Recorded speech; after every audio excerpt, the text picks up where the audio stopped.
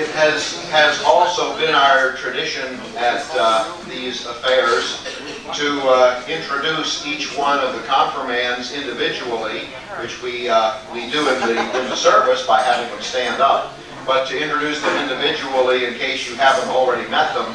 This is an interesting group of folks that we had confirmed this year.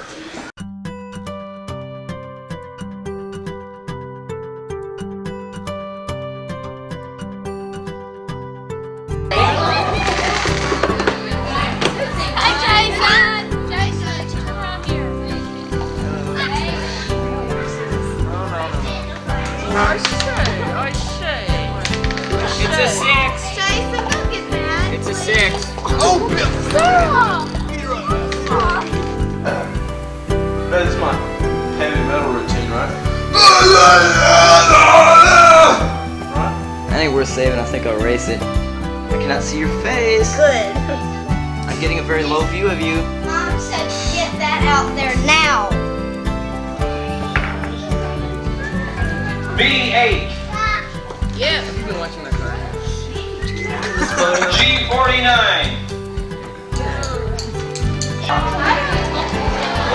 Kelly played with 5. Bingo! Bingo!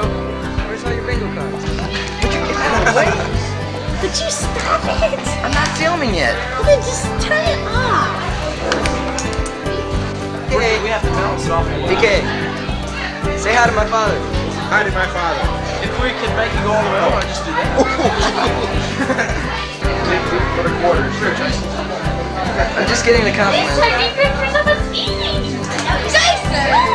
No! Don't worry, I don't mind. Hey. We do! Hey Carl, how you doing? I'd like to eat. I'd like to eat in peace. What is that supposed to mean, Rhonda? Jason, you remember that bean I shoved in that hole a couple years ago? Is it still there? But let me tell you, when I said this morning in church that this was a strong-willed group, that was not an understatement. This is a group of intensely willful people who are going to go a long way, and soon, I hope. There's not a whole lot that we can say about Paul that most people don't already know. However, the rest of the group does have one thing that we want to do, Paul, and that is that the rest of the group would like to sing something to you. Shine on, harvest. Debbie has been another one of those interesting folk in class. Debbie has shares with the other girls a particular strange ability. And all 4 of the girls in the class have this ability. This strange ability is that when they are being conversed with in class, their voices are very, very tiny. But when they want to talk to each other, their voices are very, very big.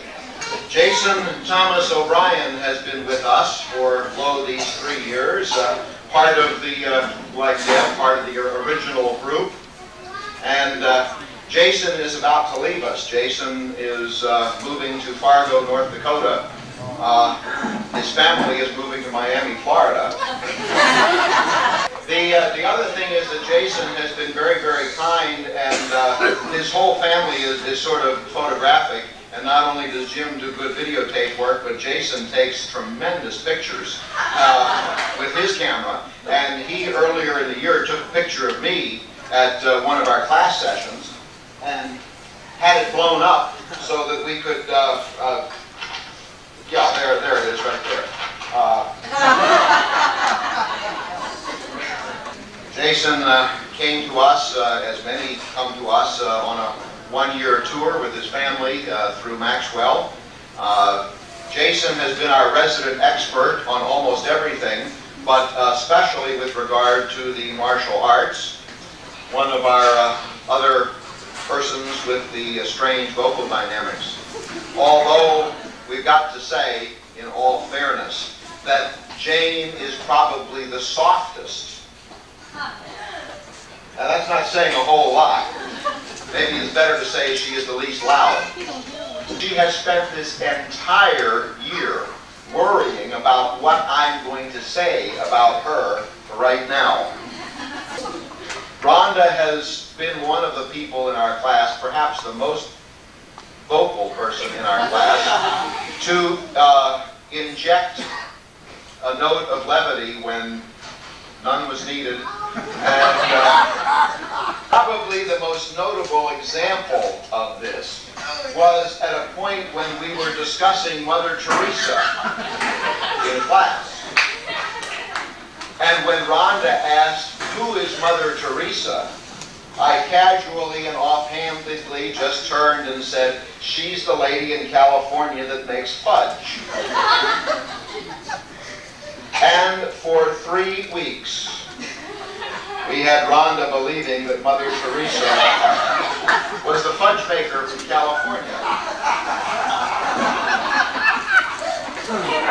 She claims that that embarrasses her. Rhonda wakes up in the morning embarrassed. She is one of the most embarrassed persons I have ever met. But she's also one of the neatest kids that I've ever met, too. Kelly is also the resident klutz in the group. He has spilled, turned over, knocked, or broken more things than you can count. So we have had a good time with Kelly. Even as much good time we've had with Rhonda, we've had the same kind of good time with Kelly. They're not the only two, but perhaps they're the two that deserve the crowns of leadership, male and female, for this year's class. Shopping mall, yes, they really need to hear about the shopping mall. We went to a shopping mall in Atlanta known as Cumberland Mall. At that particular point, Paul had a need that needed to be fulfilled, and so he went into Spencer's and bought a whoopee cushion. But as we were walking through the mall, and we got into one area where there are several restaurants and eating establishments, it's kind of an open air sort of thing where people are eating right there in the walkway, and there are benches and everything like that. Well, we're right in the middle of all these people eating. And the whoopee cushion is ready, loaded, and Tammy wants to try it out. Curious as ever, she does. At the particular time when she does demonstrate the whoopee cushion, there is absolutely no other sound going on in that whole area. And echoing through all of this area is this, I can't begin to describe it. But everyone that was eating stopped. Every head turned. And everyone saw this girl sitting on the bench, crying. All I can say is that if any of us are lucky, if there indeed is a God in his heaven and all is right with his world, we will never again, ever be blessed with a group like this one who has just been confirmed. Because they are totally unique. There'll never be another group exactly like them.